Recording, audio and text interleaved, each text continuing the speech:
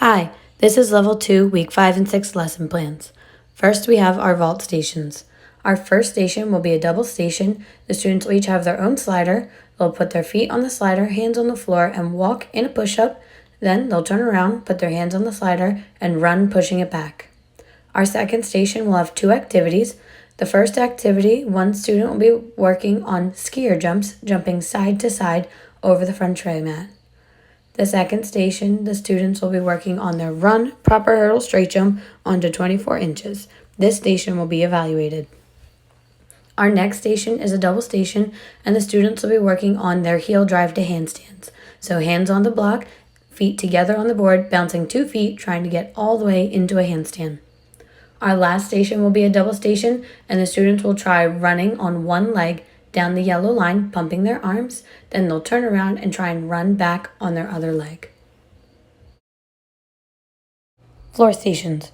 Our first station will be a double station and will be evaluated. The students will be working on their straight-armed forward roll, trying to roll with their arms straight, keeping their ears covered, and standing on their feet.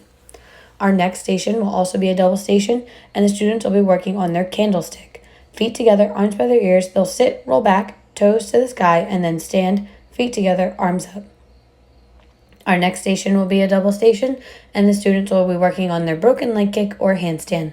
So they'll start in a lunge, show their T, and kick, keeping a big split, or if they're ready, they'll show a handstand, feet together, still finishing in lunge, ears covered. Our last station is a double station. Each student will have their own set of lines, and they'll walk in a push-up sideways down the line and then back. Bar stations. Our first station will be a double station and will be evaluated. The students will be working on their chin-up pullover independently.